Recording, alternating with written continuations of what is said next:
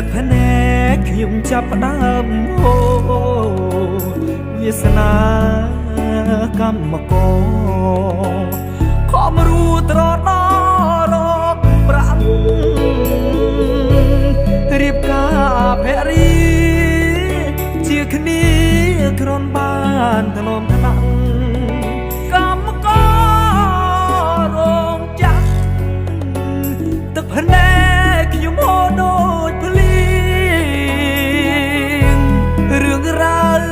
ទឹកភ្នែកស្វាមីប្តីស្រីឡងសេឡើងឡានតាមគេធ្លាប់ឮតែបាត់ចំរៀងវេនរឿងស្នេហ៍ខ្ញុំទឹកភ្នែកហូរមុខចង់គៀងភរិស្រែឃ្លៀនកម្មគុណលួចស្រែប្រថ្មីអាស្លាប់ខ្ញុំអើយមិនដាច់ឡើយប្រហាដួងចិត្តអូនគ្មានអាណិតអូនចិត្តអប្រៃរូបប្តីខំស្មងលាអង្គភក្តីកត់នឹងរូបស្រីលួចលាក់សាវ៉ាបើអង្គនិស័យហើយរួយមិនដេចមិនប្រាប់បងលួចលាក់ក្រោយខ្នងនឹងទេបងឈឺ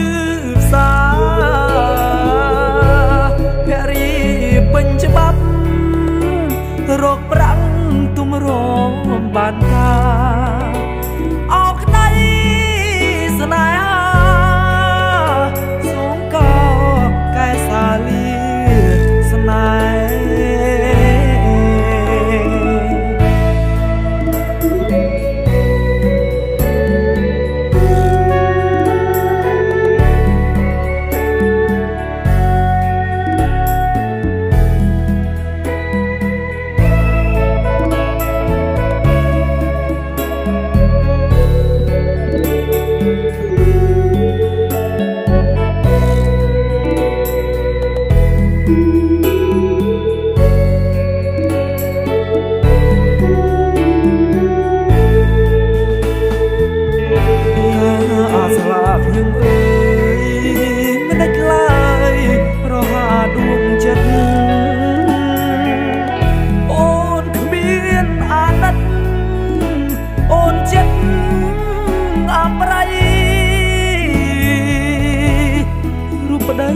ខំស្មង